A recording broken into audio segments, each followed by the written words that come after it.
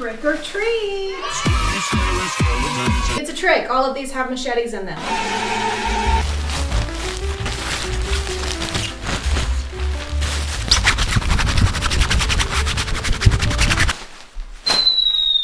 Hey guys, and welcome back to A Job Spooky Cringe. My name is ChadChad.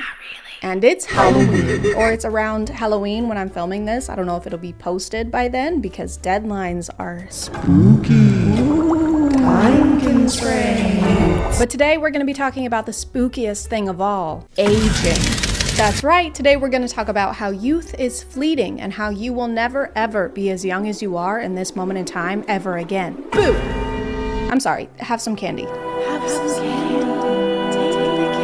Don't have candy, it makes you old. This may resound with a few of you, but I have never been as worried about aging as I am until I downloaded TikTok. So add yet another thing to the list of problems we can blame that app for. On TikTok, there are dietitians, estheticians, dermatologists, all telling us if we don't eat 12 pounds of raw kale for breakfast every morning, our small intestine will sue us for negligence. She tried to kale me. And the thing is, we didn't even ask for the advice in most cases. It's not like real life where you have to actually go to the doctor's office and seek an expert's opinion. You're just sitting on the couch with the laundry that you were supposed to fold 2.5 hours ago, and now someone is telling you that if you sleep on your side, you'll get chest wrinkles, and if you sleep on your back, you'll get cheek wrinkles. Ideally, you should sleep straight up and suspended in the air on a nice, comfy meat hook. This kind of content kind of goes hand in hand with the clean girl trend on TikTok.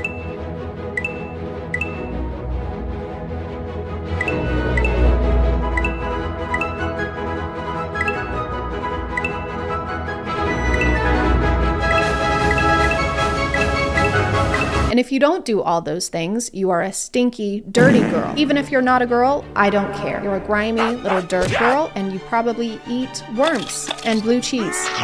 Clean girl is not really a trend, though. It's more a type of lifestyle content, like the Liver King, or people with those really intense morning routines that are like, I like to wake up before the sun because the sun is lazy. I am better than the sun. I'm stronger, faster, brighter, and I have more gas. And if we don't have time for a 19-step morning routine, that's kind of on us. We should make the time by using today's sponsor. This video is sponsored by HelloFresh. I've been a customer of HelloFresh before I even started making YouTube videos. They're the world's leading meal kit company that sends all the fresh ingredients you need to make a delicious meal right to your door. It can take away a lot of the stress that goes into meal planning because you don't have to make any lists, and the portions are pre-measured to the exact amount so that there's little to no food waste. As a visual learner, I appreciate that the meals come with step-by-step instructions with example photos, so you can kind of keep up with what your ingredients should look like during each stage. Each week, you can select the meals you want. You can also change the amount of people you'll be feeding and schedule delivery to whatever works best for your schedule. I've still been trying to eat less meat, so I usually go with the veggie options. Every step lets you know what you should be prepping while other things are cooking, so it's all very time efficient, which is great for when you're in a rush or just very, very hungry. This turned out really well. It tastes amazing, and it made my house smell even amazinger. If you want to check them out, using my code ChadChad will get you 65% off in the US, but no matter where you are, there's a special discount using my link because it is valid internationally. Thank you to HelloFresh for sponsoring today, and let's get back to the video. Obviously, one of the first things you can do to avoid aging is by eating healthy. I'll show you what I ate in the morning, but here's my milk. Raw, of course, with cream on top. Of course, raw eggs for myself as well for energy and nutrients. And then I get work done for a few hours. Then I get a couple more eggs before me and my dog go outside and move our bodies. Obviously, I'm not a nutritionist, so this could be good for you, but do you like yourself? Does this spark joy? Does it spark anything other than stomach cramps? Don't drink coffee in the mornings, drink egg. Don't even talk to me until I've had my cup of salmonella. I'm joking. Wouldn't be in a day in the life if we didn't include my dog's food. You know your meal choices are a little bizarre when I can't tell if you're about to feed that raw beef to your dog or to yourself. Then I go ahead and prep some grass-fed pasture-raised beef liver, practically the only supplement that you need. I eat this every day, 1 to 3 ounces. Both. It was both. It was you and it was the dog. Pasture-raised, chemical-free sirloin, and eat with my dog. Don't do a jolly little dance. That meat is so raw, you need a plan B. There she is. You're not wearing your Halloween costume. Why are you not participating? Mother, I am deeply concerned for this individual's well-being. She's going to have more scurvy than a pirate.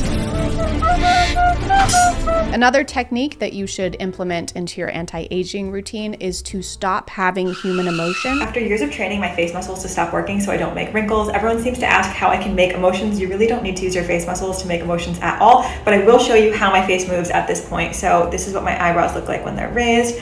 Put them together. This is like saying you can prevent getting gray hair by ripping all of your hair out. Really just solves the problem at the root. I'm going to show you how to do it. The idea is simple, but you do have to practice. Take your fingers and put them over top of your eyebrows. Push down on your forehead.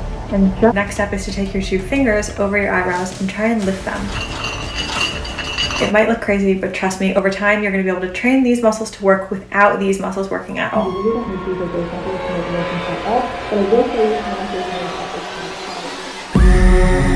Number 1 is avoid repetitive or exaggerated facial expressions. Everyone says that it looks like I have Botox. I don't, but it's because over the years I have avoided moving any muscle in my forehead. I try and not smile too much with these lines on my eyes unless I'm really happy. I can't help it. So when you see something really funny, you can smile, but not too much. And not for too long. It's like one of those TikTok POVs where there's a numerical limit on every bodily function. Don't worry, I'm sure you'll get more smiles this year. Yeah, I hope so. Are you serious? What happened? I only got 1 smile for the whole year. Oh man, I got 69. Number 2 is sleep on your back. If you don't, you're creating wrinkles all over your face and you're actually making your bone structure uneven over time. Trust me, you don't want that. Number 3, sunscreen is good, but staying out of the sun is better. SPF is okay, but have you tried never going outside? I was unknowingly doing this tip for all of 2020. I'm pretty sure she just means that you should limit the amount of time you spend in the sun and not that you should never ever go outside, I think. But people don't typically go outside just to be in the sun. There's usually a reason, like you're taking a walk or you're hanging out or playing a game with your friends. And you should do those things without worrying about the potential of getting wrinkles 20 years in advance. That's like worrying about a homework assignment that hasn't even been assigned yet. This is going to be the longest and most important essay I've assigned so far, so do not wait until the night before. I'm looking at you, Seth. This makes up 97% of your grade. When is it due? When is it due? That's for me to know and you to never find out, Seth. 3 anti-aging tips from a facial plastic surgeon. Number 1, sleep on your back and avoid sleeping on your face. When you sleep on your face and apply pressure to certain areas, you develop these sleep lines that turn into wrinkles over time. There are a bunch of videos like this giving tips on how to sleep to avoid getting wrinkles. You're only supposed to sleep on your back because otherwise you'll age unevenly. But how are we supposed to make sure we're doing that? We're sleeping. You're gonna wanna set alarms for every 30 minutes throughout the night just so you can make sure you're only sleeping on your back. What do you mean you're not comfortable and you can't sleep and you're about to lose your job? Well, don't cry. You're gonna give yourself crow's feet. I would know. What are crows? I'm not saying that you shouldn't do any of these things. Skincare is a hobby for a lot of people. I like skincare. I do some of the skincare. I do some of the skincare things. I even have one of those scary LED masks, probably because someone on TikTok told me to. And it also serves as a low-cost home security system.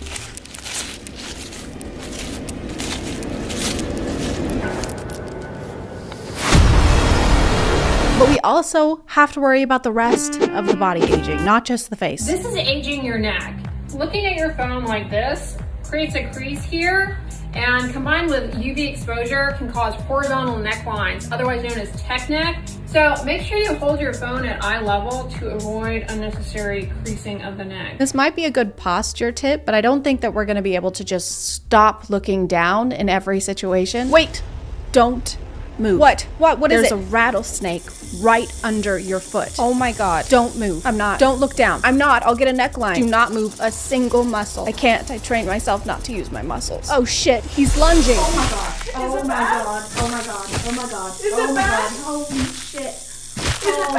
Today we need to talk about laugh lines, what causes them, and 3 simple solutions that you can do every single day to treat them. Can you really treat wrinkles? It's not the bubonic plague. There's so many strange terms for this stuff, like aging gracefully. Are we doing ballet? Is this the nutcracker? Am I cracking nuts right now? I want to age awkwardly and clumsily. I want to trip and fall through time and then cannonball into my casket. Then I want my casket sent through a wipeout course. Premature aging is another one. The combination of that creates premature aging to the hands. Premature implies that something is happening too soon or at the wrong time. And there's no wrong time to age. It differs from person to person. That's like saying I came prematurely. The invitation said 6. Second cause is gravity pulling our face down at all times, and my solution is to sleep as flat as possible. Because if you think about it, you're upright, gravity's working on you all day. Why would you sleep in any kind of an upright or elevated position? You're just going to be giving gravity the chance to keep pulling down on your face. I think it's pretty clear what we have to do. We have to eradicate gravity. Because do we really need it? No, what if it was never invented? Nothing would change. Thanks, but no thanks, Sir Isaac Putin. Why would you sleep in any kind of an upright or elevated position? You're just going to be giving gravity the chance to keep pulling down on your face. Gravity doesn't go away when you're laying down, though. It's not like the monster that's only going to hurt you if your foot is hanging off the edge of the bed. Peacefully finishing my 10-step beauty routine before bed. I could never do that. We know. People aren't ugly because they don't have time to do a super intense nighttime routine. Not only is it time consuming, it's also very expensive. Some of the clean girl routine videos involve closets, literal closets full of products. For a lot of them, that's their job, so it makes sense for them to be trying out new products. They're like the Olympic athletes of skincare. Oh my god, dude, look at this guy. I mean, he's so bad at swimming. Like, what are you doing? Just get better at swimming. I work in a call center, Michael. Who are you taking calls from? Poverty? This is an anti-wrinkle straw. When you drink out of a normal straw, you purse your lips, which causes lines and wrinkles over time. And we don't tolerate wrinkles at Barrett Plastic Surgery. When people call you extra, just look them in their face and say, am I extra or are you basic? Be a blessing. I would rather have wrinkles than dressed like I'm about to cross the glowing sea every morning. The amount of prep work that goes into some of these routines is a lot. How do you have time to do anything else when you're trying to hide from the biggest thing in the galaxy? Hey, are you okay? Yeah, I'm okay. Just thinking about the consequences and minute physical effects of this moment 20 plus years in advance. Isn't that making this moment less enjoyable? Yes, but society has taught me that the value of my self-fulfillment pales in comparison to the value of my youth. You want to take a walk? Get some fresh air? Sure, hold on, let me suit up. All of the tips that we've gone over today are kind of a lot to remember, but don't worry, I put them all into a list so that we can keep them in mind 24/7, every day and every night for the rest of our lives. Do not sleep on sides. Do not sleep on pillow. Do not sleep on bed. Do not breathe through mouth. Do not breathe through nose. Do not smile with your eyes. Don't go outside. Do not bend your hands. Do not bend your neck. Don't go outside. Do not turn 30. Do not eat sugar. Do not eat salt. Don't go outside.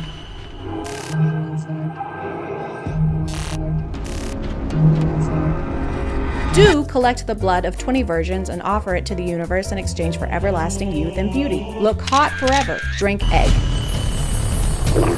I'm gonna call it there, guys. Thank you for subscribing, and if you are still here, thank you so much for watching. I appreciate you clicking on my video out of all the videos that are on here, and I'll see you next time. Okay, bye.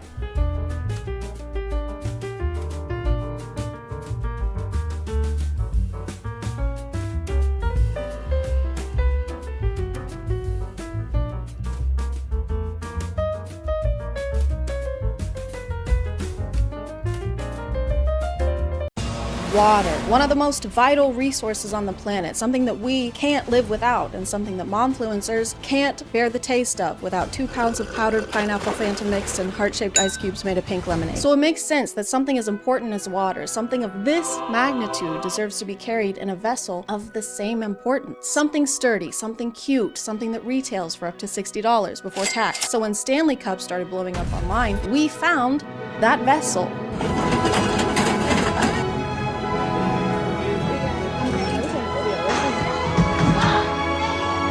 For the past year or so, I had never really heard of Stanley Cups, and if you still haven't, Stanley Cups are to Hydro Flasks what Hydro Flasks are to Yeti Cups. I feel like I need to have something in my hand. I can't do this without something in my hand.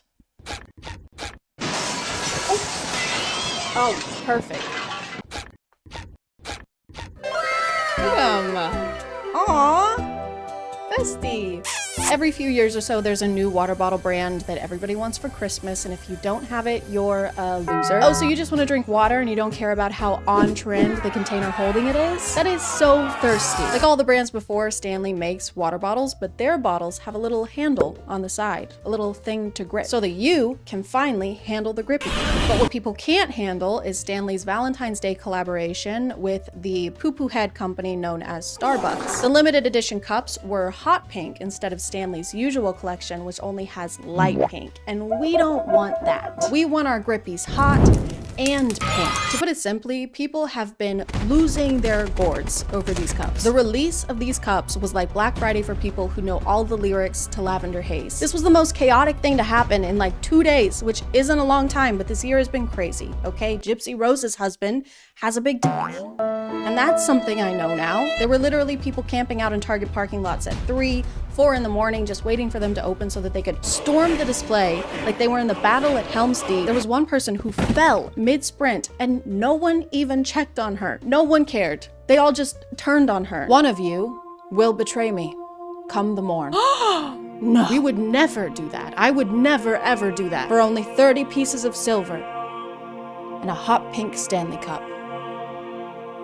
They made a pink one? Well, hang on. I mean, why wait until morning? Guys, he's in here. No, wait, that's not. Sorry, man, they're BPA free. Yeah, come on, don't be cross. Judas. But someone who would never betray you is today's sponsor. This video is sponsored by Care Of. One of the reasons I've never been able to keep up with a vitamin routine is all the time you have to put into finding each individual one. You get one here and one there, and then when they run out, you have to do it again. Well, not anymore, you don't, because Care Of offers a curated vitamin routine based off your specific goals and lifestyle. You take a quiz for a few minutes, and Care Of sends your specialized products every month in a counter-friendly box with your daily vitamins already zipped in this little bag, so you literally just have to grab it and go. It makes it way easier to take them every day, but if you need an extra reminder, just download their free app where you can set up and track your routine goals, whether it's getting enough protein or going outside. Yeah, that's right. Go touch grass. Based on my quiz, I've been taking iron and keratin because my hair still hasn't forgiven me for last year. I've also been trying this collagen because my skin gets way worse in the winter. But this stuff is great. It's unflavored, and I mean actually unflavored, so I can just mix it into water and then ta-da! Take that winter. Checkmate. If you want to check them out, just use the QR code here or click the link in the description and use code ChadChad for 50% off your first order at Care Of. Thank you to Care Of for sponsoring, and let's get back to the video. The funny thing about people running through Target like this is that I can almost guarantee that every one of them already has a Stanley cup. There are people who collect Stanley cups like Pokemon cards. I've talked a little about skincare on TikTok and how people will have ridiculous amounts of skincare products that no one person would ever need. Some people do the same thing with Stanley cups. They'll have cabinets dedicated to Stanley cups or walls with shelves crammed full of them in every possible color to go with their different outfits. There are at least 32 cups in this picture. One person does not need that many cups. I've heard 2 girls only need 1 cup. I heard that somewhere. The Valentine's Day tumblers were $45 and they had other ones for less money, like the shorter ones, but nobody cares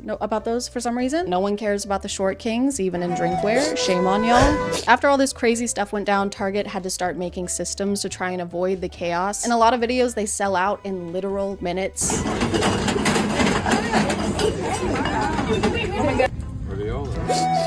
People were grabbing them so quickly that they had to start enforcing a 2 per person limit on the cups. Some Targets were apparently even handing out tickets to the lines in front of Target.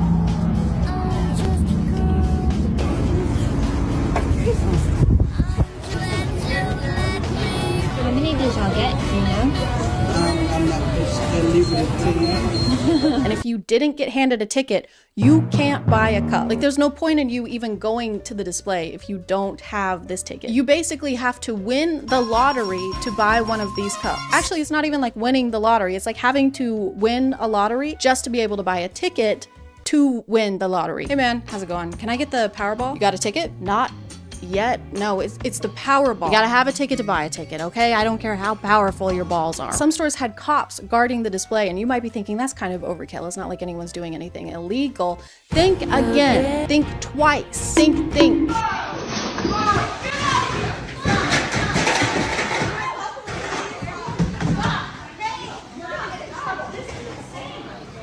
a fucking loser. This guy grabs an entire box from behind the counter, which is crazy. I don't care about Starbucks or Target, but don't stress out the employees. They're already over your shit without you doing anything illegal. You're legally a pain in the ass. But then these people body slam and tackle him. Stop him! Stop him! Stop him! Stop him! Yeah, stop him! Everyone rallied together over this box of Stanley Cups like their lives depended on it. I've seen less of a Samaritan response during anything else. Oh my god, that man is stealing a box of Stanley Cups. He's stealing Stanley Cups. What? No, it's a baby. I'm stealing a baby. Oh, thank God. I thought he was doing something really bad. I'm a kidnapper, not a monster. Goo goo gaga. Goo goo goo. Gaga ga. And after this whole struggle, it looks like there's only one cup in this box. No, it's okay. We're gonna call law enforcement. He just 1v12'd these people for one piece of drinkware. And I understand being excited about something that's limited edition. People do it with video games and collectibles all the time. But we're talking about reusable water bottles. It helps the environment because you only need one, like a cast iron skillet or underwear. But some people like to kill two birds with one stone, or all birds with one environmental crisis, and use both.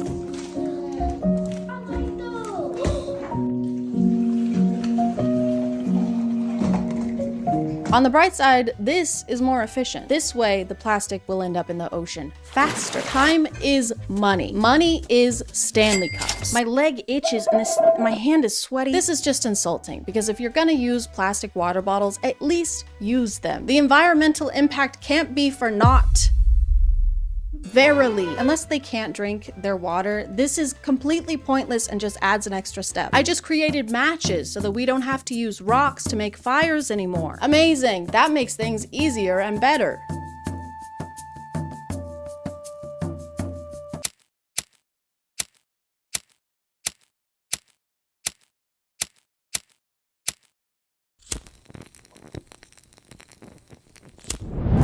That was way easier. So convenient, right? I know they want the aesthetic, so that's why they have to pour the water into the Stanley, but it's also so they can use the Stanley bowl attachment thing.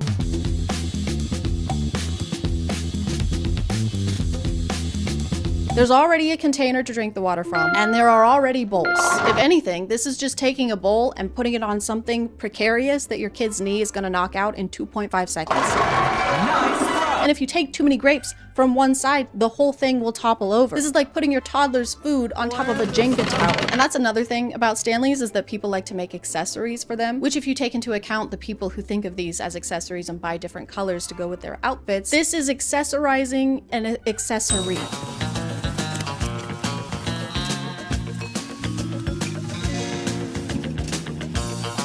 You can accessorize your Stanley with a little tiny Stanley. This is for when your friend who is a mouse is a little parched. You can give it to him, but do not, for the love of God, do not give him a cookie. Don't even get me fucking started. There's also the Amazon must-have TikTok specifically for Stanley cups. Amazon Stanley must-haves. First up is this silicone boot that serves as a cushion cover for the bottom. It comes in two sizes for the 30 ounce or 40 ounce with a custom fit that helps prevent dents and scratches. She says it's to prevent dents and scratches, but are these denting surfaces when you set them down? No wonder they're so expensive. They're made out of vibranium. He's right behind me, isn't he?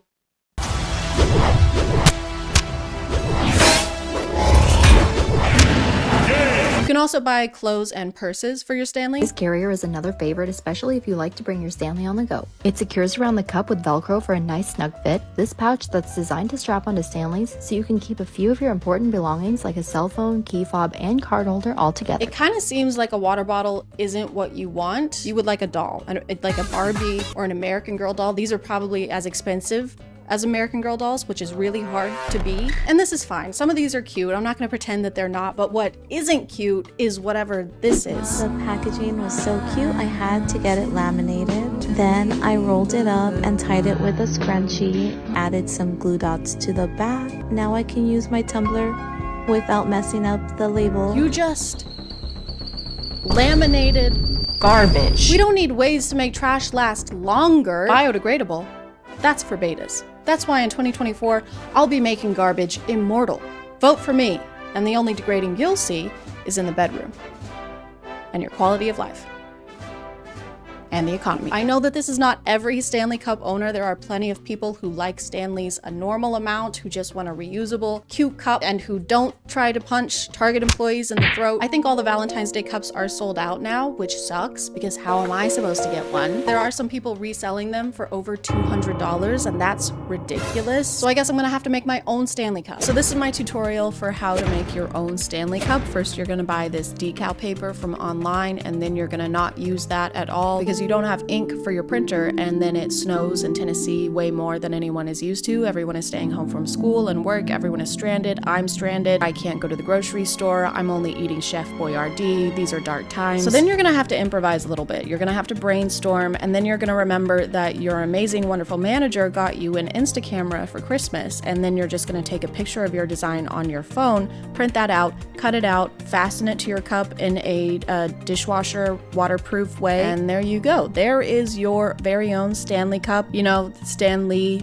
like the guy, laugh. Then you're gonna test it out. You can take it with you places as long as you don't go any places because you're stranded. And I know what you're thinking. You're thinking there's no lid and so it's not gonna be spill proof, but that's actually not factual at all. It is spill proof. Whatever fun things you're up to, you can take it with you. It's just that kind of cup where it's kind of like a companion. It's kind of sentient. It's like its own being. Sometimes it speaks to you, it talks to you, it whispers in your ear at night. You can take it with you when you go sledding in the snow, or you could if you had the fun kind of snow and not the kind of snow that's just sinks down every time you step on it. But the Stanley Cup finds a way. There is always a way to have fun with a Stanley Cup, with this Stanley Cup that you made. So yeah, if you happen to have all these ingredients laying around your house, highly recommend making your own Stanley Cup. That's about gonna do it for me. Send help, reinforcements, send food that doesn't come in a can, send those things from the Hunger Games that the sponsors just send help. I'm gonna call it there, guys. Thank you for subscribing, and if you are still here, thank you so much for watching. I appreciate you clicking on my video out of all the videos that are on here, and I'll see you next time. Okay, bye.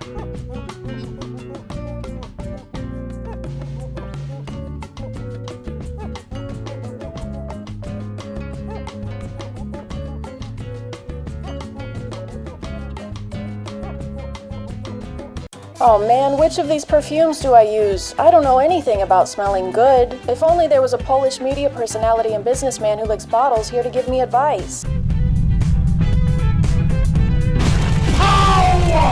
Oh my god, it's a Polish media personality and businessman who licks bottles here to give me advice. Yay! This is a good thing that's happening right now. Hey guys, do you like smelling things? Do you like getting sprayed on your skin with a liquid and then sniffing that liquid and going, top-notch liquid? Then you're gonna love Jeremy Fragrance. Jeremy is not a new phenomenon. He's been on the internet way longer than I have. He's been reacted to and discussed before because people can't quite comprehend him as a person or why he does the things that he does. Jeremy Fragrance started out on YouTube as a cologne connoisseur, not a colon connoisseur. He doesn't know shit. And in the beginning, he seemed to be actually helpful. He would review colognes and compare them. Sometimes he would poll people in real life to see which one they preferred. He was literally conducting field research for noses. He had this suave, confident aura and was always wearing a freshly pressed suit. And most importantly, he only talked about fragrances. Oat milk is the most similar to mother's milk. It smells so gorgeous. Oh, yeah! Which makes it very convenient that his real and legal name is Jeremy Fragrance. That's such a coincidence. That's like if my name was Flawless Body and Skin and Hair and Personality, because I'm an expert in all of those things. Skip forward a few years to 2024, or don't do it. It's worse here. And recently it's been a little harder to get Jeremy to stay on topic. He does still talk about fragrances every now and then, but not as much as he does things like this.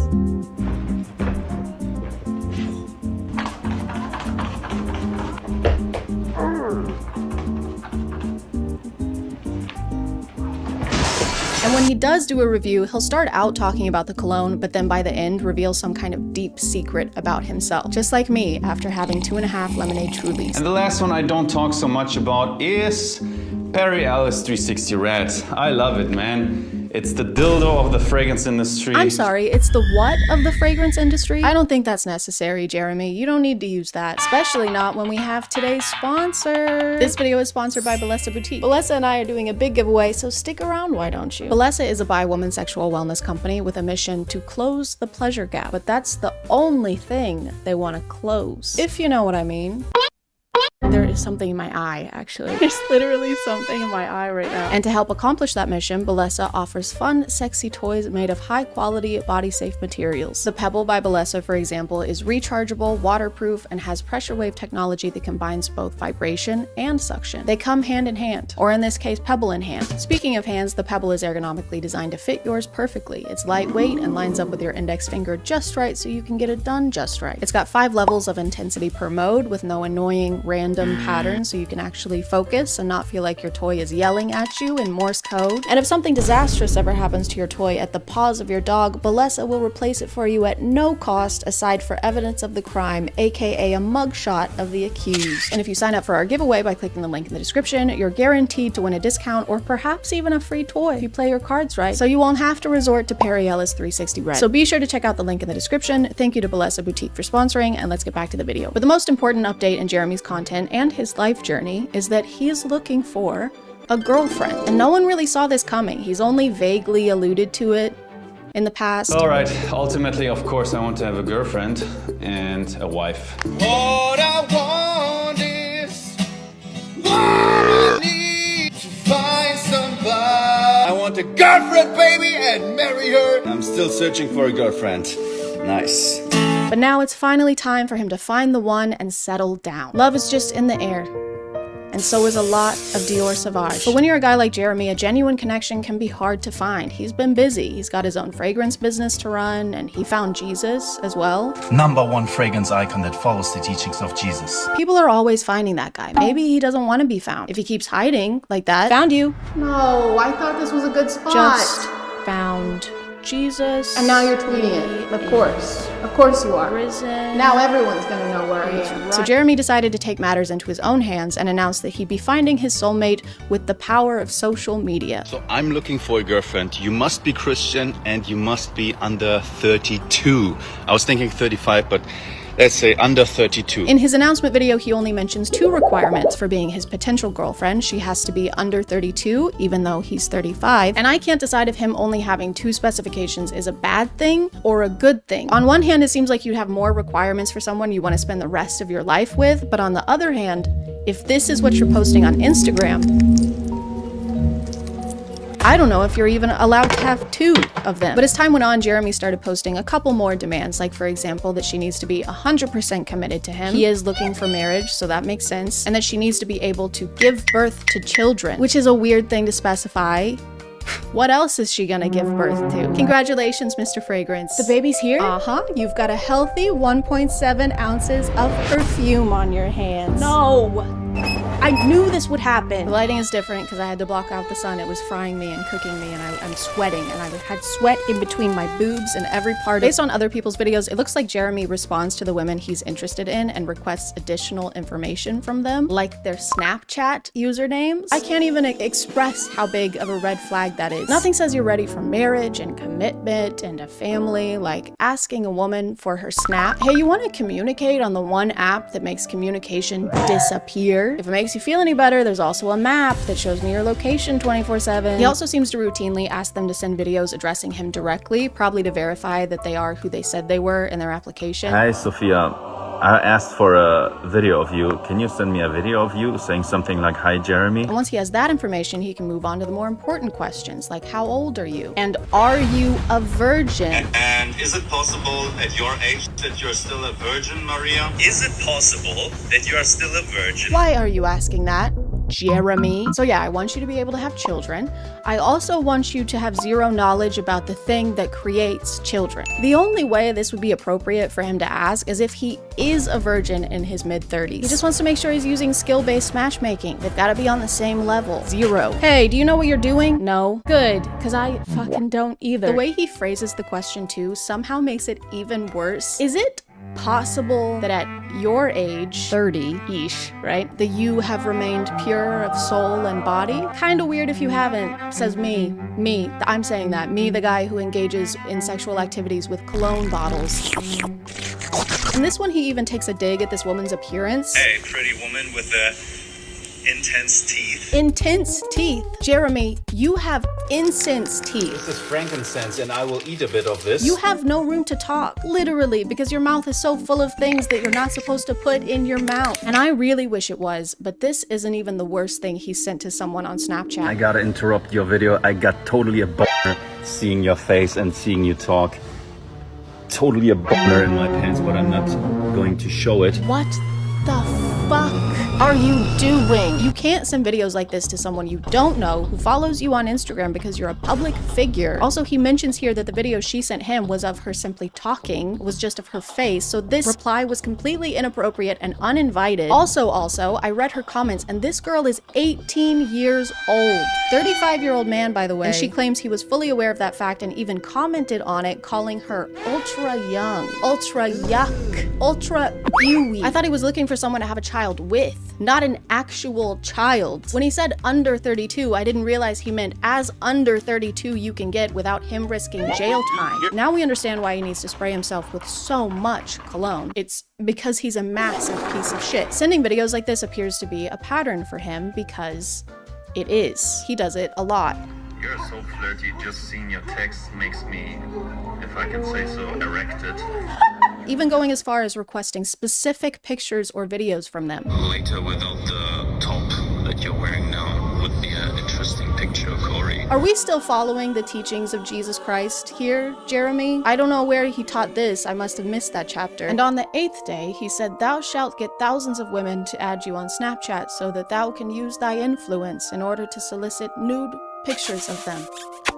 Amen. And these are just the cases of him doing this that people have posted, so it's very likely that he does this all the time. But he's looking for a committed woman, guys. He said so. He said it's great when woman is dedicated to man, so that he can be dedicated to aging like a fragrant, skinned, unrefrigerated avocado. Seems like he's always been kind of weird with women based on the fan interaction videos he posts. Jeremy runs into fans a lot. It's almost like he's the one seeking them out. His thing when he runs into them is to try and guess what kind of fragrance they're wearing, and when it's a guy, it's a pretty normal interaction, but when it's not, he feels the need to make some kind of comment on their physical appearance. Wow, what a woman. Very attractive woman. Just female Musk. Your girlfriend? Yeah, this is my girlfriend. Congratulations. Thank you. Is it okay that I smell you real quick?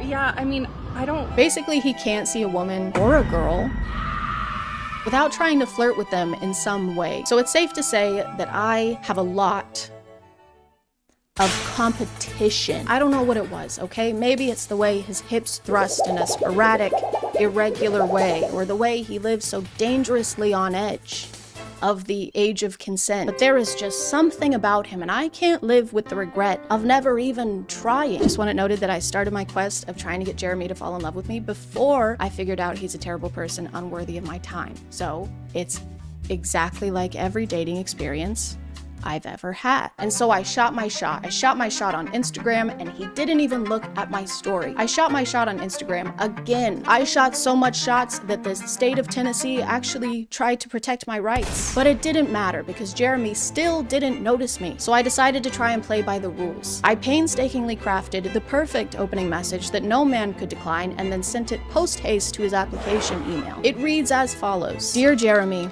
if that is your real name. It's not, by the way. His name is Daniel. Who does that? Who says their name is something when it's actually something completely different, really, and not that at all? What kind of annoying? My name is not important, and I am a 27-year-old female. Works out semi-regularly and is fertile. Extremely fertile. I have 10 children. I'm also a virgin. Jesus is my number 1. You can be my number 2, though. I'll call you my little doo-doo. This is what I look like, and I would love to chat with you via FaceTime or Instagram. Please. And then I waited for days. I didn't even leave my desk. I've been sitting here the whole time. I've peed into every container that can hold pee, and I'm fresh out of containers. Please send help. Or Tupperware. But even after all my efforts, Jeremy didn't respond. What was I doing wrong? I checked all of his boxes. I even gave him a cute nickname. It's cute. It's adorable. The next morning, to my dismay, I saw this on Jeremy's Instagram. Who is that? That should be me. That should be my hand being awkwardly put on his face. That should be my foot being awkwardly put on his face. I felt defeated and relieved. Heartbroken. Mostly relieved. But I'll never stop trying. I'll never stop imagining the future we could have had. I'll never forget. I'm giving up. I'm not trying to get his attention anymore. Oh. I don't want to date him. Or talk. For a woman in the 1600s, your chances of owning a bank account were about 0%. And your chance of being burned alive at the stake for literally no reason at all was not 0%. We don't need to be history buffs to know that the Salem witch trials were a terrible thing that shouldn't have happened, but I did find out the other day that a lot of the hysteria was thanks to doctors claiming that witchcraft was causing illnesses they couldn't figure out. So it's super comforting to know that medical professionals blaming women for health conditions they don't understand yet is a tradition we've carried on for thousands and thousands of years. But it turns out that's not the only modern parallel we can draw from the Salem witch trials, because we're doing them again. All of it. The whole thing. On TikTok.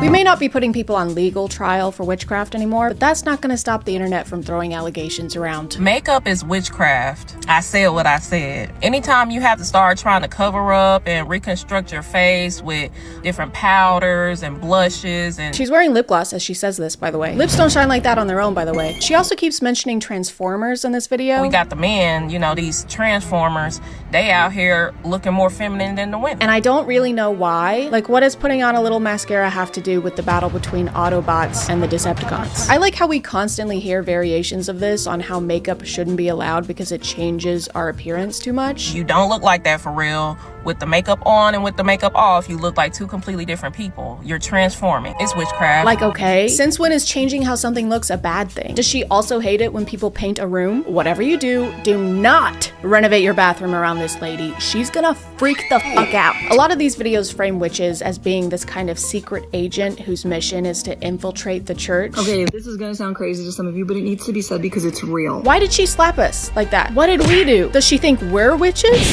There are real Satanists from cults and real witches from covens that have been sent on assignment to your church to collect spiritual intel and to release curses. According to her, witches are the ones to blame for many things happening within the church, like sickness. And then everyone's confused, right? Like, why is there so much sickness? Why is our worship team always burn out? Why does it always feel so heavy when we're together? Divorce. Why is there so much divorce? Being poor. Why is there a lack in finance? Why is this happening? Why is that happening? The idea of seeing so many people struggle right now, you know, with the economy and other things. And the only thing you can think to blame for it is a secret agent witch. Cody Banks, if he was a witch. This just feels like a way to ignore the root cause of these issues while also shifting responsibility away from the church to actually do anything about them. Oh, there's a family in our church who can't afford groceries this month? Yeah, it's pretty sad. If only there was something we could do. You could, like, buy them groceries? Something we could do about these evil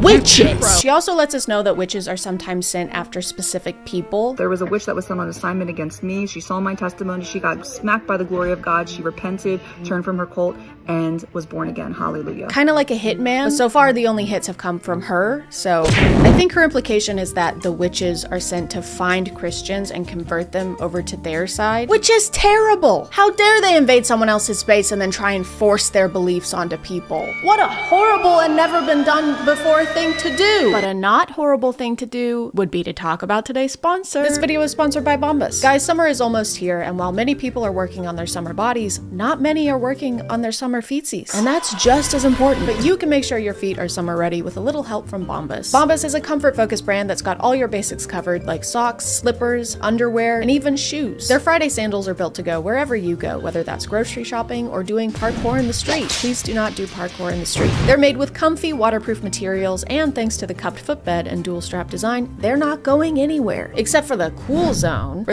in cool town. Bombas also makes the 3 most requested clothing items in homeless shelters, so whenever you make a purchase, an item is donated to someone who needs it. So far, they've donated over 200 million essential clothing items, which is crazy and amazing. So your feet get to look cool and also do cool things. Like this. Just kidding, please do not do this. It's way too dangerous. If you want to check them out, just click the link in the description or scan the QR code here. New customers get 20% off their purchase, so go to bombas.com/ChadChad and use code ChadChad at checkout to upgrade your shoe game. Thank you to Bombas for sponsoring, and let's get back to the video. There's a common message in most of the videos I found that if you can't figure out who the witches are in your church, that's actually a skill issue. Witches are in the church, and guess what they are good at? Deception. Discernment is the #1 thing that is going to reveal if somebody is operating in something other than the Spirit of God. They basically say if you can't discern witches from actual Christians in the church, it's because you are a lukewarm Christian and aren't serving God hard enough. Which is exactly what I would say if I was trying to get my entire congregation to distrust each other. Oh, so you love and trust your community? That's actually because you're fucking stupid. There are literally witches serving Satan, and you would know that if you didn't hate God.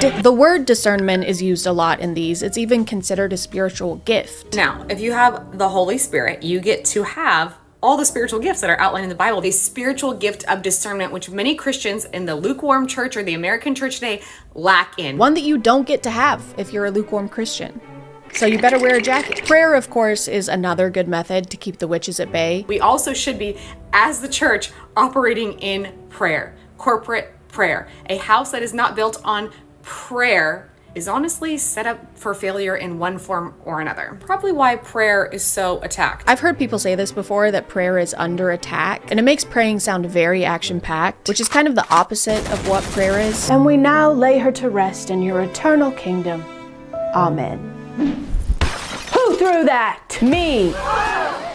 Witch. Everyone, I'm discerning that this woman is a witch sent to attack this funeral. Well, I also know how to discern.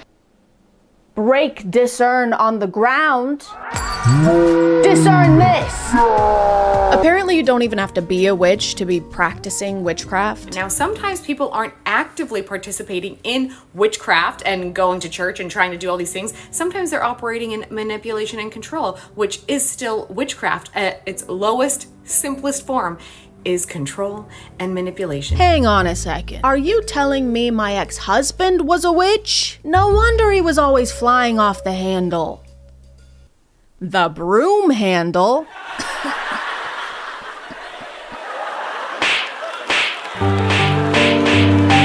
By the way, if you don't spot the witches in your congregation fast enough, they're gonna curse you. Can witches' curses affect Christians? Most Christians don't believe that they could possibly be cursed by a witch or warlock. He also says they'll have a much easier time cursing you if you haven't repented for your sins enough. Unrepentant sin in your life, which is rebellion to the Lord, which many Christians are in. Or if you're too prideful. Pride would be number 3, which most Christians are walking in. Also, many witches will astral project into your home and then monitor you. You mean they're gonna project their asses into my home? Astral project. I don't see a downside to this. I'm only seeing a backside here. These videos never really specify what's gonna happen after you're cursed by a witch. They mostly just talk about how it will happen and it will be your fault. Like, even if you accept a gift from one, you're screwed. Also, having anything given to you from a witch or a warlock in your possession, like jewelry, books, clothing, food, which will make a spiritual contract. Which has got to make church potlucks a little awkward. Rebecca, do you want some chili? Ooh, that looks delish, Stacy, but no, I'm okay. What, you don't like my chili? No,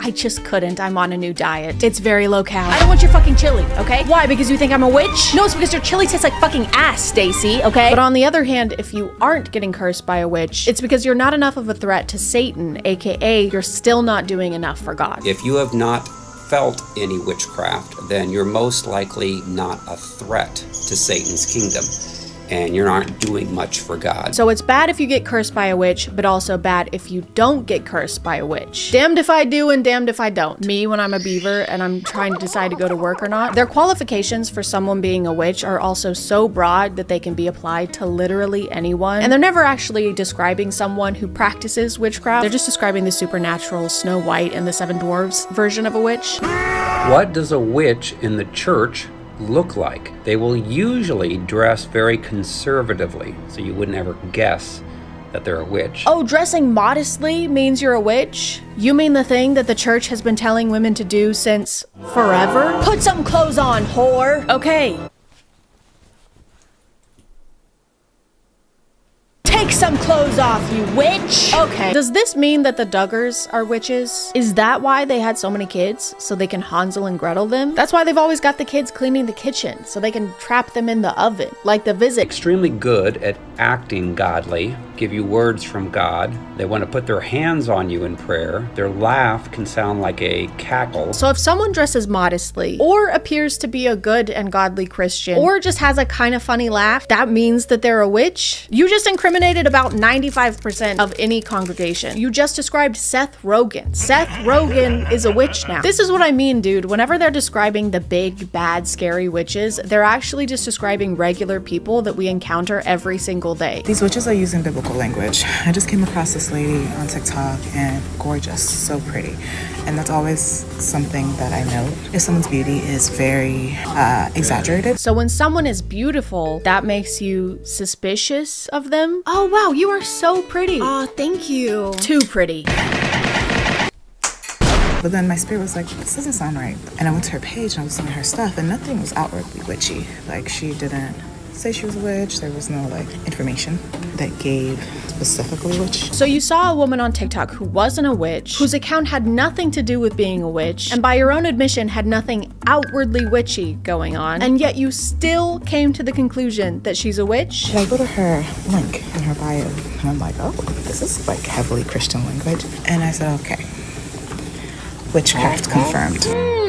I wonder where we've seen this kind of thinking before. I wonder if there's any other times in history where women have been labeled as witches despite there being no evidence to back those claims. Their explanation of witches are so dramatic and demonizing that it kind of feels like the Santa Claus for church-attending adults. The best protection against witchcraft is to forgive everyone. Humble yourself from all pride in your life. Repent for your sins. If you're good all year and on your very best behavior, then the big bad witches can't project their asses into your room and tell God that you're watching OnlyFans models twerk on dildos shaped like tentacles, okay? It's definitely a type of fear-mongering, but to what end? What is the point in doing this? I'm not actually asking, I just said that for a segue. I know what the reason is. Money! Wow, what a surprising surprise! They're all doing this to sell something on the internet! I have a book called Freedom from Soul Wounds and Demons. Not only is he selling a book that teaches you how to protect yourself from witches, he's also selling an online course. Of course! Of course he is! This creator is also selling an online course, which is really funny because of this. Child, as I'm reading the descriptions, she's like, this course is to help you, find the power within. So this is your daily reminder that the witches are getting really good. So you saw her selling an online Christian course and decided that that conclusively proves that she's a witch, when you yourself are also selling an online Christian course and a book. These people need to stop writing books and start reading them. Please, touch book. This creator also falls into the selling an online course category, but she belongs in a special subcategory that I found and like to call used to be a witch but then became a Christian and isn't a witch anymore, but now they spill all the insider secrets and all the hot goss about being a witch as a career now on the internet. It's a working title. I didn't really feel weird about Halloween until I got delivered of demonic spirits. It glorifies demons. It glorifies darkness. It glorifies and celebrates death. It's actually disgusting, some of the Halloween decor that I see on people's front lawns. I can't believe that. How could we put that in our front yard? You don't like when death is celebrated or when imagery involving death is in people's front yards. You're gonna hate Easter. Wait until I tell you about what happened on the cross, dude. You know, the one that people put in their yards and on their bodies and in their churches? This subcategory is mostly people claiming that practicing witchcraft made them a horrible person, while also sounding like they know nothing about witchcraft. She said, my husband had an affair with a woman at work. How much you charge me to destroy her? Holy shit, it's an actual witch hitman. Oh no, it's Agent 666. Wingardium Levio, kill that bitch. Okay, if your husband is cheating on you, don't hire a witch to kill that woman. Hire a witch to kill your husband. How much you charge me I said, I charge you $10,000. This story is so unrealistic. You're telling me you agreed to kill someone for $10,000? That's it? That barely even covers the cost of materials. Have you ever bought a coffin? That leaves you with like $1,000 profit, max. Guys, who the hell is Max? This grift relies on engaging a Christian audience by demonizing non-Christians. So of course he has to pretend like when he was a witch, he actively hated all Christians. She said, by the way, she's Christian. I said, well, I do it for free. It's like in God's Not Dead, when the only way they can portray an atheist character is by making them the evilest person alive. Oh my god, a puppy! I fucking hate those things. Wow, look at this gorgeous sunset. It makes me sick. Oh my god, is that premarital sex? I fuck with that heavy. I bought a coffin. I bought 21 candles. I put everything together, and the devil comes in. I could feel his presence coming. She said, how God said to leave her alone. She can't be touched. Anyone who believes in a god can't be assassinated by witchcraft. Good thing that's a pretty niche demographic. Hey, if you ever have anyone you want to get rid of, just let me know. Oh wow, thank you. Unless they like the color blue, Okay. or if they've ever stubbed their toe on something, right. or if they've ever played or not played the video game Minecraft. Can't do it. So I was a practicing witch for 10 years, was involved in black magic, rituals, seances, you name it, I was doing it. I like this one a lot because the pictures she uses to prove she used to do witchcraft are just her wearing eyeshadow and of her smoking. Girl, if that's all it takes, I think we all have practiced witchcraft, especially in 2016. I'm gonna tell you the top 5 ways that the devil deceives Christians into continuing to practice witchcraft even if they've renounced the outward practices that seem more apparent. Number 1, rebellion is witchcraft. So this is rebellion to your husband.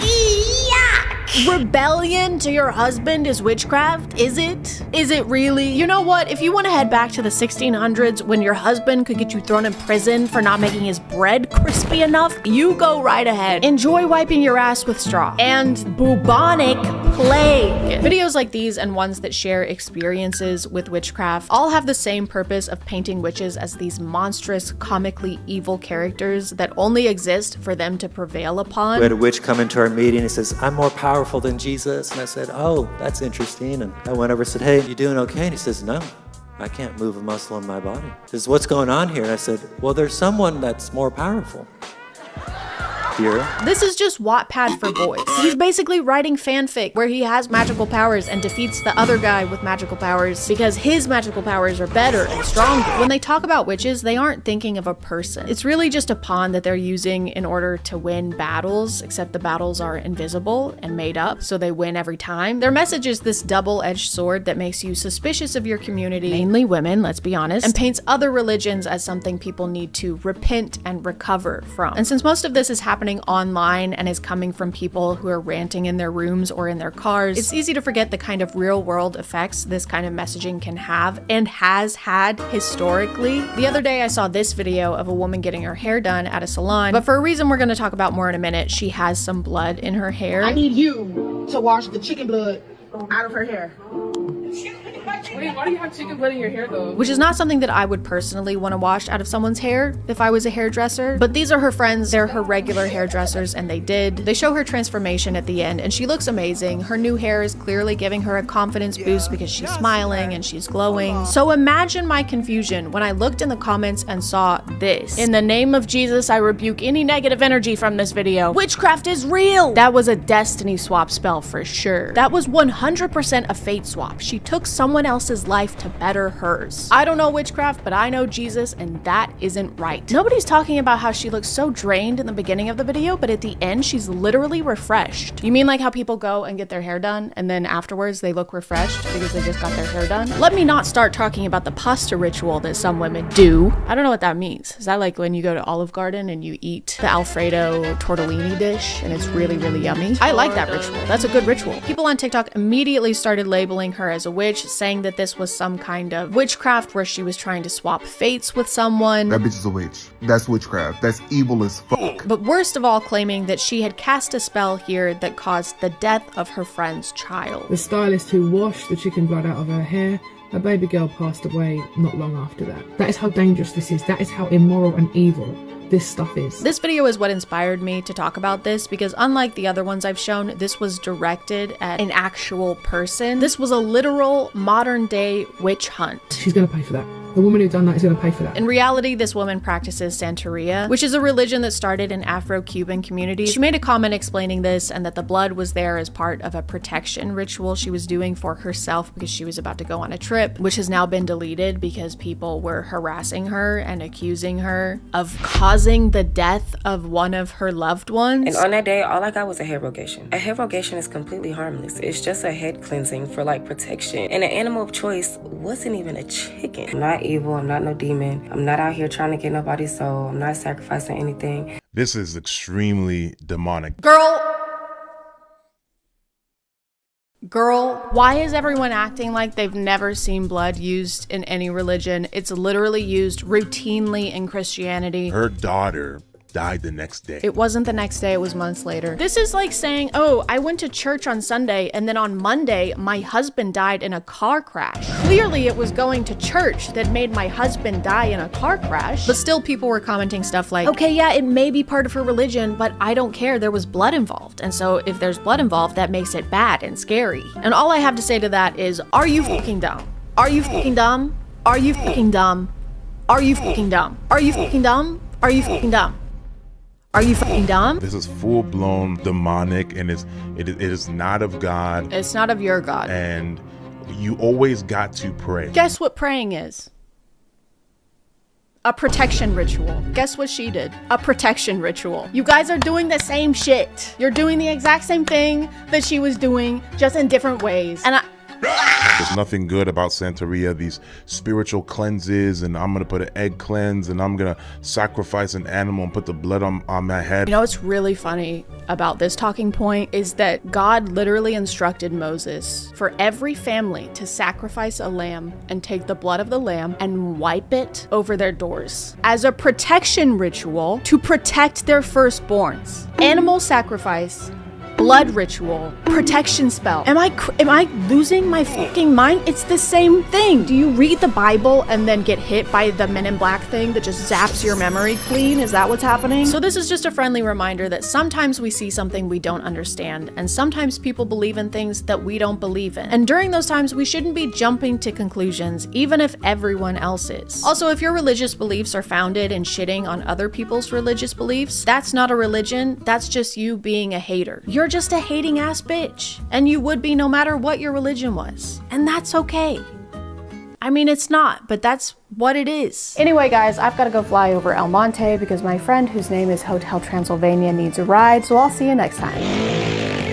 Which spotted flying on a broom with a body hanging in El Monte. That looks like people on a broom. It's Hotel Transylvania.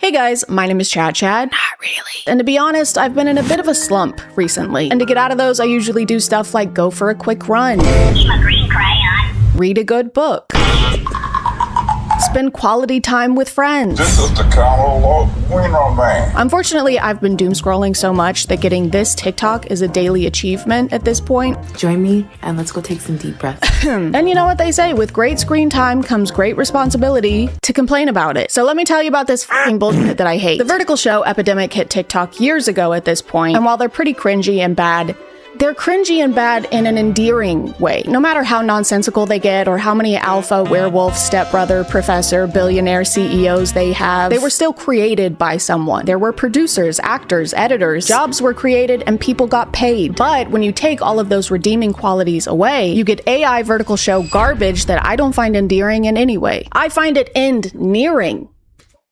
Because we're killing the planet for this. The spoiled tomato is the hidden cherry queen. It just rolls off the tongue, doesn't it? This AI show is about a tomato maid living in a fruit kingdom where everyone around her bullies her all the time. Actually, no, I can't say bullied because that severely minimizes how the other fruit are treating her, so let me rephrase. They are constantly beating the ever-loving pulp out of her.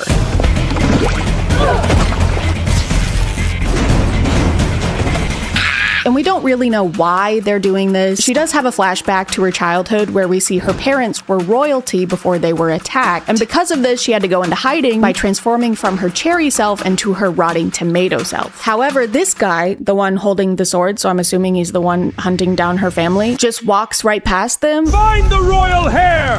Leave no one alive! So it kind of seems like the tomato transformation was overkill. This guy can't even find you when you're standing right next to him. I'm not worried about him. Also, if they ever find out she's secretly the cherry queen, what are they gonna do? They're already locking her up and beating the shit out of her. Jesus Christ! We're already at worst case scenario here. They're constantly throwing her into piles of mud and calling her names. I mean, technically name because they keep saying the same thing over and over and over and over again. Rotten tomato. Rotten tomato. Rotting tomato. Rotten tomato. Rotten tomato. Rotten tomato. Do you guys have, like, any other vocabulary? Rotten tomato. And she never does anything except sit there and let them do this. No matter what they're doing, she just sits there. Ew. Like, girl, that's not what we meant when we said let them. Are your peers beating your ass? Let them. Are they locking you away in condemned buildings? Let them. Are they trying to melt the flesh from your bones using toxic acid? Let them. The most she ever does is smirk every now and then. Oh my God. We keep having these close-ups where she's having a badass moment and she goes like this. Girl, stop smirking and do something about it. She just did it again. She belongs in the trash! I mean, I get it. I smirk all the time. While thinking about today's sponsor. This video is sponsored by Chime. As someone who grew up knowing less about money than I did about how to wear anything other than basketball shorts, I thought the most important thing to do with savings was leave them alone. But then I learned the best thing to do is put them somewhere they're gonna make you more money. Like Chime's high yield savings account that earns a 3.75% APY. With a 3.75 APY, which means annual percentage yield and measures how much interest your savings earn, you get in a little over a month what would take a full year with a regular savings account. So if you had $10,000, nice, with Chime's 3.75% APY, you'd make $375 a year instead of the $38-ish you'd make with a regular savings account. Nice. Plus, with the Chime app, you can set savings goals or set a percentage of every paycheck to go straight to savings. And with their roundup feature, you can save money automatically by having your purchases round up to the nearest dollar. So for example, if you bought this mini golf toilet set for $13.37, you just sent 63 cents to your savings account and you have a Christmas gift for your mother-in-law. So if you want to check them out and make the switch to Chime, just click the link in the description or scan the QR code on screen to go to chime.com/ChadChad. That's chime.com/ChadChad. Thank you to Chime for sponsoring, and let's get back to the video. Her main bully is this strawberry lady who I think is a princess and also the daughter of this blueberry lady and this blueberry guy, so her mom might have some explaining to do. Queen Blueberry announces that the blackberry tyrant will be arriving soon. They also call him the supreme leader. The supreme ruler, Xavier the blackberry tyrant, is gracing our estate tonight. And I don't think they ever call him that again, so I don't know what that meant. Also, Blackberry Tyrant is very close to being Blackberry Currant, so he sounds delicious. And she says everything needs to be perfect because apparently they're trying to set up their strawberry daughter with this guy. This is Chloe's moment to secure her throne. Except she already has a crown. Her whole family does. They live in a castle. So why does she need to marry this guy? So she can have 2 crowns? Girl, just go to a dentist. Also, trying to marry your daughter off to a guy called the Tyrant is crazy. They must hate her ass. The first 26 episodes of this show are literally just this tomato lady getting beat up. The princess is beating her up. Her fellow servants are beating her up. This blueberry guy is beating her up, who I thought was her dad, but now it looks like he might be her boyfriend or her personal servant / butler. I don't know who he's supposed to be. I don't think the AI does either. But everything is super graphic, like to the point that I'm gonna have to blur most of this out so that it doesn't get age restricted on YouTube, which is crazy because this is on TikTok where anyone, including kids, can watch it freely. I guess it's fine though because this isn't technically blood squirting graphically out of the lacerations on her back. It's actually ketchup. So this is fine. Guys, if this was like a real movie, if this was a live action movie in theaters, it would be rated R. This is what they are showing kids on TikTok. Just full on violence and gore. That's straight up gore of my comfort character. I also just want to note that I'm doing a lot to make this story palatable. There's so much weird side shit going on, like randomly the strawberry princess lady gets dry skin because she's faking her strawberry essence by using stolen royal juice. It's gone! 15 stolen juice! Gone! Okay. What the fuck does that mean? No one else needs juice. Her mom, who is a queen and a blueberry, doesn't need royal juice to be her blueberry mom, who is queen. And then she has this aha moment where she's like, ah, the tomato. The rotten tomato. Her acid blood. Fight fire with fire. Oh, I'm out of my royal juice that makes me look like a strawberry, so let me get the biggest syringe anyone's ever seen in their life and steal some acid blood from this stinky, rotting tomato. That will fix my current problem. Fuck off, AI. Kill yourself. Go short circuit. Every plot point only exists so it can trigger another extremely graphic scene that will grab people's attention. Like, for example, the Blackberry Tyrant has a super sense of smell, and he can smell the tomato lady's true scent, aka her royal cherry scent, The pure bloodline. which naturally leads to him attacking her as well. The pure blood I've been searching for is this pathetic piece of trash? Of course he does. Her love interest, spoilers, sorry, just choked her and crushed her windpipe. Aw, how romantic. What a lovely series that TikTok allows to stay on their platform. Finally, it's time for her to reveal her true form, but right before she does, the Blackberry Tyrant goes up to her and starts making out with her. Ew. Girls, why are these noises happening? He also does this right after she says the words, let go of me. Let go of me! A pox upon thee, AI. Spilled coffee on thou keyboard, post haste. After she has her transformation, everyone falls to the ground and starts throwing up. Why is he throwing up? What is happening? The fuck? Why is everyone throwing up? Typically, when debuting a new look, this is not the response you want, but she seems pretty happy with it. She exposes the strawberry lady for faking her strawberry essence. Let's show the world how a pathetic fake saint was born.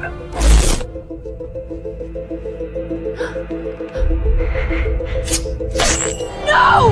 Turn it off! That's not me! It's a fake! No, that's not me. That's fake. That's AI. She also exposes her for tax evasion. Tax evasion? No. Illegal water extraction, which is really funny because it's like the AI thought it hadn't been clearly communicated enough to us that this is the villain of the story. It's like it needed to add one more thing, but then it's kind of the least bad thing she's done. She's abused people for years, tortured her servants physically and psychologically, and to top it all off, she didn't file her W-2. And then the show ends with the now Cherry Queen making out with the Blackberry Tyrant even though he just physically attacked her a few episodes ago. My queen, may I brand your fruit now? You are mine now, tyrant. May I brand your fruit now? Does he mean like put one of those produce stickers on her? Incredible. Incredible. And by incredible, I mean fucking abhorrent. Boo! Tomato, tomato!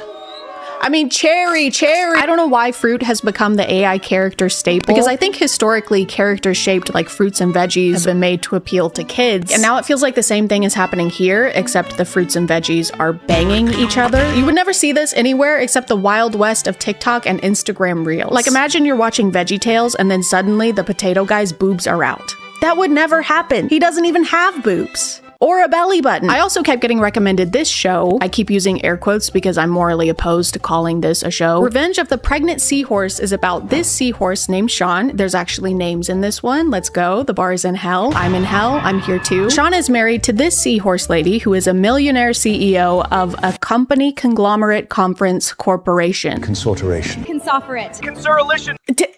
Consurrection! Fun fact, if you didn't know, male seahorses are actually the ones who get pregnant. They're the ones who give birth. So this story is a modern, fun, not really, take on that whole process, but they go a step further. What if men and women seahorses swapped the rest of their roles? What if men were the ones making lunch for their wives? Aww. And what if women were the ones getting their husbands pregnant and then cheating on them immediately with their best friend? Aww. Unfortunately, Sean's wife is mad at him because he keeps giving birth to girls, and also because the pregnancy has made his stomach droopy, but there's literally zero attempt to explain why she needs him to give birth to a son. Once again, she's the CEO of her company conglomerate consortium, and she controls the entire fortune. So it's not like women aren't allowed to run things in this universe. It's like ChatGPT just had to put misogyny in there somewhere, even though the entire story is about how gender roles are swapped. If anything, she should be getting mad at him for not giving her a daughter yet. They should have a gender reveal party, and when she sees the cake is blue, she gets so angry she smashes the cake in front of their friends and family. If we're going for realism here. Unfortunately, Sean's wife cheats on him with his best friend's seahorse named Ryan, who constantly switches from having an American accent to having a British one. If Ellie finds out my pouch is empty, she'll dump me! I need an heir. A fake one. Why did he just become British? This little bastard will be the Carter family's golden grandson. I will rule that mansion forever. He just had like 3 different voice changes. Sean ends up walking in on them and getting really upset, so naturally she tries to kill him. Don't you dare touch him! Get your filthy hands off me! What the fuck is that ring made out of? Jesus Christ! Sign it and get out of my sight. A divorce? Actually, it's a Dion Cree. She just served him a Dion Cree. Girl, if you're gonna leave him for dead, is it really necessary to also serve him divorce papers? That's just salt in the wound at that point. Of which he has many. He's bleeding out. Okay, so they just fucking killed him. He's dead now. But Sean is rescued by the seahorse version of Master Splinter, who apparently went through this exact same situation before. We share the same scars. I mean, you didn't have to tear your shirt. You could have just taken the shirt off. There's no rush. This guy rehabilitates Sean physically and mentally by teaching him valuable life skills. Get up! Is that all you got? He's learning how to fight. Rework the data. Okay, so he's learning how to trade stocks. He's on his grind. Walk with power. Okay, he's taking etiquette classes. What the fuck? Oh man, your wife cheated on you with your best friend and tried to kill you? This never would have happened if you knew about the S&P 500. You would have known not to invest in that relationship, idiot. He even helped Sean get plastic surgery. The patient is ready for the pouch microsurgery. No anesthesia, as requested. Why? Cutting away the loose flesh now. Oh, he's getting a mommy makeover. Good for him. By the way, almost all of these AI shows have a habit of sexualizing every single female character. What a shock. Fork found in kitchen. It also has boobs. No matter how small the character's role is, no matter what the character's role is. Almost done with the pouch. Moving to the shoulder wound. Is this even a doctor? She's not wearing appropriate attire. And it's just another way these shows farm views and attention by making sure anytime a woman is on screen, she looks like this. Finally, Sean reemerges in society as the new and improved version of himself that looks exactly the same as he did before. His evil ex-wife doesn't recognize him though, even though he only got plastic surgery on his stomach. So I guess it's just because his aura is so strong now, it's throwing her off. Wait, that guy kind of looks like my ex-husband. So anyway, you gotta buy low, then sell high. Never mind. My ex-husband would never know that. Even though his ex-wife is currently married to his ex-best friend Sean, the British-American guy, she starts trying to woo Sean by sending him 6 sports cars and $10 million. Order the limited edition sports car immediately. And the diamond cufflinks, send them to his address. President Ellie has sent 3 more sports cars. Just throw the keys in the drawer. She also sent a yacht ownership certificate. The fish is biting hard. What is this? A $10 million transfer to this Leon? She sent him $10 million? I mean... Count me in, governor. Give me your golden eggs, innit? Eventually, she attacks and divorces Ryan, too, because she has a new man, or thinks she does. You are cheating on me with that giggle on! How could you do this?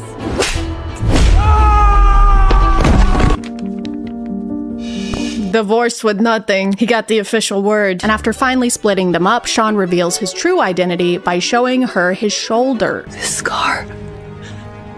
This ring. No, this is impossible! There are no such coincidences in this world! Does it look familiar to you, my dear wife? Yeah, does this random scar that you've never seen healed before look familiar? Does this look more familiar than the same face I've always had? And then he delivers the ultimate badass outro line. My pouch is used to nurture hope, not to hold your cheap charity. You never deserve my warmth. Whoa. That was so sick. I need to see him!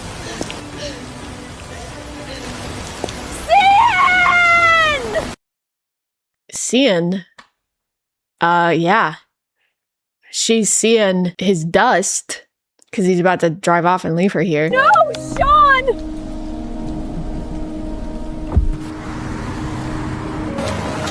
Wow. Doesn't she know that his pouch only nurtures hope and warmth? Cringe. Cian! This show is unfortunately one of the many examples of AI using pregnancy for weird, usually fetishy clips. Look, there's another like pregnant tomato over here. This is exactly like Elsa Gate. We're just cycling through the same shit in different mediums. What are we doing? I've seen pregnant fruit, pregnant seahorse, pregnant pink diamond, pregnant Egyptian god. It's the same algorithm exploits we've seen in the past being carried out by colorful, innocuous characters that we usually associate with entertainment made for kids. Not to mention the straight up sexual content in these videos. I'm going to go slow. Tell me if just do it. He's beautiful. Inside. Did that hurt? No. Again. Press another one, please. More. Nana, more. Put yourself inside me.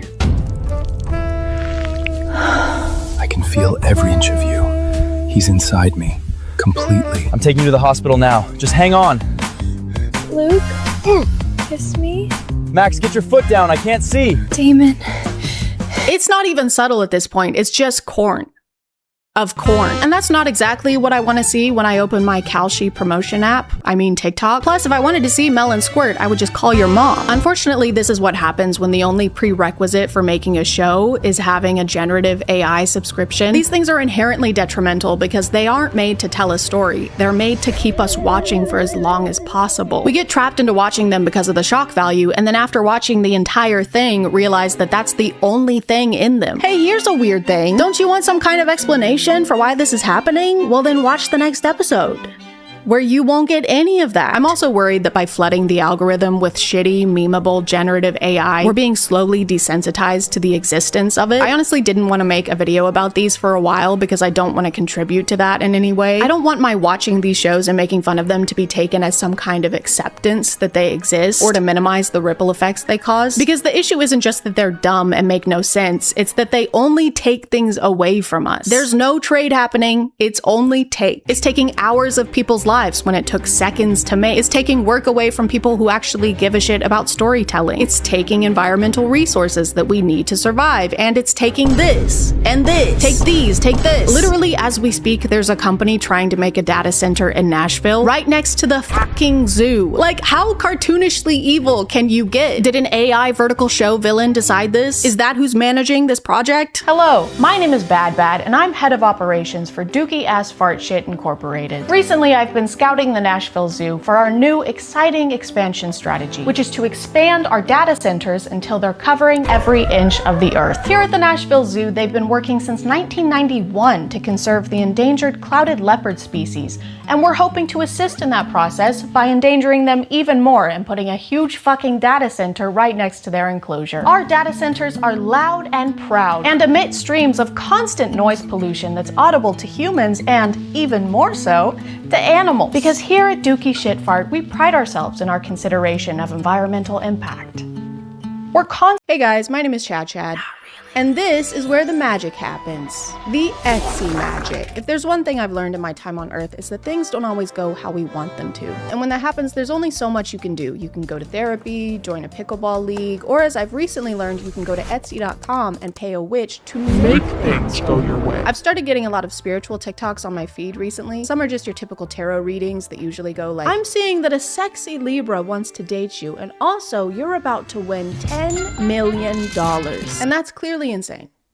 I would never date a Libra, but I've also been getting TikToks where people have decided to use the spiritual realm for their own advantage. Me acting like he's crazy for texting me saying he misses me even though I paid a random witch on Etsy $5 to put a spell on him. A new life hack on TikTok is enlisting the help of witches on Etsy in order to get whatever you want, basically. If you want your ex to come crawling back, if you want your situationship to text you more often, just put a spell on them. Because if there's any guy worth pursuing, it's one that requires supernatural forces to want to talk to you. And this is nothing new, it's a tale as old as time. We'll go to great lengths for love, even if it means buying a spell to get it. But now instead of having to promise your firstborn child, just send him a little cash app. For only $19.99, you too can get a guy named Daryl to call you 20 times in 2 minutes. I've gotten a pretty similar result by not paying my credit card bill, but that guy's name is Capital One. Personally, I really like the idea of being able to get powerful magic from the same place you'd get a resin keychain. Welcome, traveler. Browse my wares. Could I interest you in handmade earrings that were definitely not dropship, or perhaps an incantation that turns all who have wronged you into dust? I also have cheats. So after seeing so many success stories, I was curious. I wanted to see what all the fuss was about. Maybe there's an Etsy spell that can make the months November through February disappear, so I don't have to live through them. Or if there's a spell to make someone call you more, maybe there's a spell that can make Capital One stop calling me. That guy is obsessed with me. It's honestly really embarrassing for him. So I decided to do some shopping. Some Etsy shopping. Okay, we're gonna try and find some Etsy spells that are gonna help us find love. Maybe some spells that are gonna make us look really good and give us a jawline. But someone who can give you something even better than that is today's sponsor. This video is sponsored by Bombas. Guys, you may not know this, but it's December. And you know what happens in December? Cold. And you know who doesn't like the cold? Your toes, your little tootsies. So thank goodness that Bombas has the rootinest, tootinest, warminest socks that you've ever done seen. They've got running socks, calf socks, ankle socks, all made with soft, comfortable material that'll cradle your little tootsies and keep them nice and warm. Maybe sing them a lullaby. It won't do that. It's not included. And the comfort doesn't stop there. With their new holiday drop, Bombas now offers cozy socks that are fuzzy outside and inside. Plus socks made with the softest wool and cashmere blends that'll have your toes jumping for joy this holiday season. Your Bombas purchase can also help spread a little joy, since every pair purchased equals one pair being donated to someone experiencing homelessness. Bombas makes the top 3 clothing items requested in homeless shelters and so far has donated over 150 million of them. So your feet can feel good and do good by checking out Bombas and using code ChadChad to get 20% off your first purchase. Thank you to Bombas for sponsoring, and let's get back to the video. Extreme Millionaire Lottery Spell. Done in less than 12 hours. Spell with me and my oldest grandmother. That's not that big of an achievement. You only have 2 grandmothers. $32.87, but it's on sale for 75% off. Usually it's $131.47. So it's actually like we're losing money if we don't buy this spell. The thing about buying Etsy spells that makes it a little difficult is that you aren't buying anything concrete, and I love buying concrete. The results of a spell can't be guaranteed, so you have no way of weighing a purchase or deciding if the seller is trustworthy or not. It's basically just having to believe that the seller will do what they say they will do. And if there's one kind of person I trust, say it with me, it's people selling me things on the internet. So the only real option I had was to go based on reviews, and those weren't always entirely helpful. Okay, so Tal Ehrlich, thank you for the good and fast service. So I guess that means that Tal won the lottery within the last 4 days? Yeah, that's right. I was homeschooled. Carol Ann said, Luna is an angel. I got my spell. It was super quick and on the night of the full moon, so extra strength. I haven't had a chance to try any lotteries or anything. Landed in hospital yesterday. Okay. Did the spell do that? Luna, I wish you all the love in the world for you and your grandmother. I'll let you know how I get on as soon as anything happens. Okay, so this is an interesting review because she hasn't actually received what she paid for, but she still left 5 stars. This toothbrush is gonna be really cool, and I wish the seller all the love in the world. We'll update you once I have the toothbrush. One might argue that I should have waited to write this review, but why do tomorrow what you can do today? That's what I'm always saying. That's what my oldest grandmother is always saying. Bring back Stubborn X spell. I would rather die. Detailed, brutal reading. What is a brutal reading? It's like they read you a book, but then at the end they beat the shit out of you. Brutal tarot reading, same hour. Brutally honest psychic reading. Okay. Chad, female, general. Like if I'm a war commander? Yes. Love. Is that a yes or no question? I don't know. Wait, or am I in love? Okay. No. Single. Career. Turbulent. Past life. Aren't you supposed to know that question? How am I supposed to know? I have no future. Hopefully not. And then the other goal can be that somebody confesses romantic feelings of some sort to me. And I know what you're thinking, Chad, set realistic goals and expectations. Don't set your goals too high. A lot of the spells I found had to do with love and obsession, with some specifically aimed for stubborn targets, and that's kind of fucked up. Super strong love spell for stubborn target. That's kind of gross. Whether you believe in spells or not, I think it's pretty uncool to try and force someone to be in love with you. Even if the magic doesn't work, I think it's bad to put that kind of intent out there. What do you mean you don't want to date me? I'm great. If I could take away your free will, I would. That's something I'd like to do, and I would if I could. I'm a catch. You. I'm a catch you. Removal of all negativity, spells, magic, evil eye, and curses on you. Okay, all right, maybe we should do this one because my dryer just stopped working. Actually, it started working too much. It won't turn off. My dryer spins no matter if I power it on or off, and I have to turn it off, I have to turn off the breaker. So I'm gonna do this one. And the next couple weeks weren't great. Luck-wise, I didn't notice any huge differences. I still had some repair issues around my place, but I did find this shirt. So my luck has turned all the way around. Another kind of spell I saw a lot were ones that claim to turn you into some kind of supernatural being. Become a vampire spell. Guys, oh my God. We can become the Hulk. Powerful transformation spell, vampirism spell, vampire ritual. Oh my God. What does that mean? Does that mean that I'd start drinking human blood? The description says absolutely nothing about what we can expect from this spell, but I'm expecting this. I'm expecting to look like this AI generated image of this vampire that looks kind of like Henry Cavill, and then this AI generated image with someone who also looks like Henry Cavill. Also, guys, okay, I'm not gonna pass up the opportunity to be the Hulk.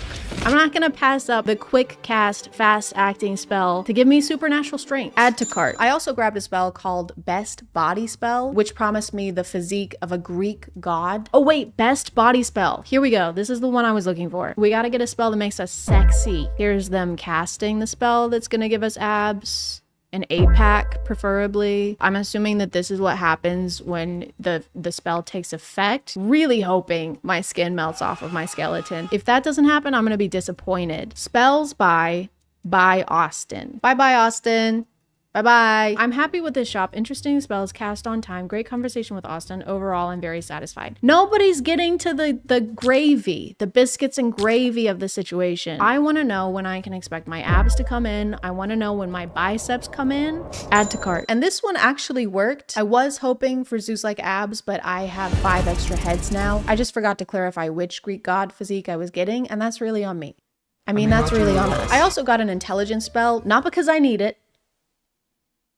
I just wanted to test it out. Increase intelligence, same day cast. Increase memory ability, increase IQ magic spell, increase focus and attention. I've been looking for this my entire life. I'm gonna add this one to cart and then we'll do a quiz, and then I'll take another quiz in 2 weeks after the spell has been cast and had enough time to take effect, and we'll see if I've gotten any smarter. Before I start and you judge my answers, okay, I wanna reiterate, I was homeschooled. I did not have science classes or math classes. How many rings appear on the Olympic flag? There's like 6. Well, 6 isn't an option. What is the currency of Scotland? Haggis. Who painted the Mona Lisa? Well, Leonardo DiCaprio. They thought they got me with that one. What is the capital of Greece? I don't know. I don't live there. 84 out of 100. You're a trivia master. Your level of general knowledge, at least based on this house, is very impressive. Stop. Stop it. Quit. Okay, I'll see you guys in 1 to 2 weeks after the spell is completed and we're a genius with abs. And I'm gonna say that this one also worked. Testing this spell meant I had to conduct field research while investigating hypotheses, and if I hadn't bought this spell, I would never have done any of that. I hate critical thinking. I think what this proves is that frivolous online shopping makes me smarter, and I've always said that, and I've always believed that. Jack is taller than Peter, and Bill is shorter than Jack. Bill. Skill issue. Which of the following statements would be more accurate? Jack is taller than Peter and Bill is shorter than Jack. It doesn't matter because all of their Hinge profiles would say they're 6 feet. Bill, Peter, Jack. Bill, Peter. This is so stupid. Why does this not make sense in my head, in my brain? What is this? I need to make a drawing. This is Jack. All right? Jack is taller than Peter. Peter is shorter than Jack. And then Bill is shorter than Jack. I kind of made them all the same height, so this is a very confusing drawing. This isn't gonna help a lot. I don't fucking know. And I don't really care. This could literally be what they look like based on the information that we've been provided with. I'm gonna lock it in. I'm gonna say it's impossible to tell whether they're taller than Bill, right? I don't know why that took me 40 minutes. Now imagine how long that would have taken me before the Etsy spell. That would have been a nightmare. I also got a customizable love spell without a specific target. The parameters of the spell are that someone is supposed to confess feelings for me within 2 weeks of it being cast. But after that time frame passed, nothing was happening. No one was professing their love for me. No one was calling me, except for Capital One. Take a hint, guy, right? This is pathetic. But I understand it can be daunting to confess feelings for someone, so I decided to give them a little push, just to help them take the first step. First up was Gabby Bell, aka Gabby Balls, aka the creator of the Bing Bong song.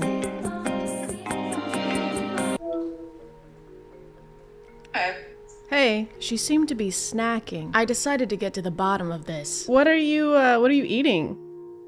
You know. Oh, she was holding back, but I moved on. Anyway, speaking of things that are yummy, I was just wondering if there's something you want to tell me. More resistance. There was something she didn't want to say, or something she really wanted to say. So I have to go. So. Aw. But. Well, miss you. Do you? Do you? As much as I love dried mango. Okay, I'm gonna put this one down as a maybe then, because you really like that mango. All right, well, thanks.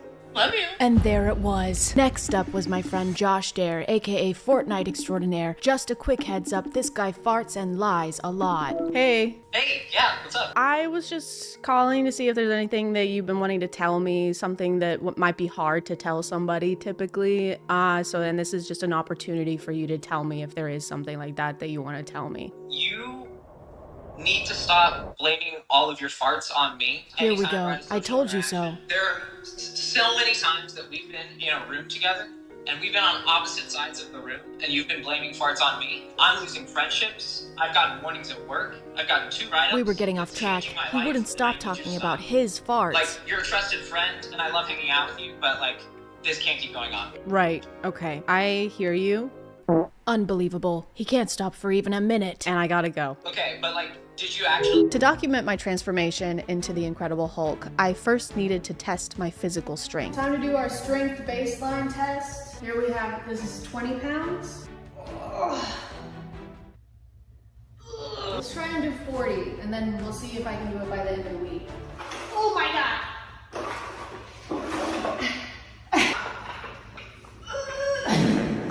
I can't even get them in a frame. Never mind, abort. Maybe just one then. Easy.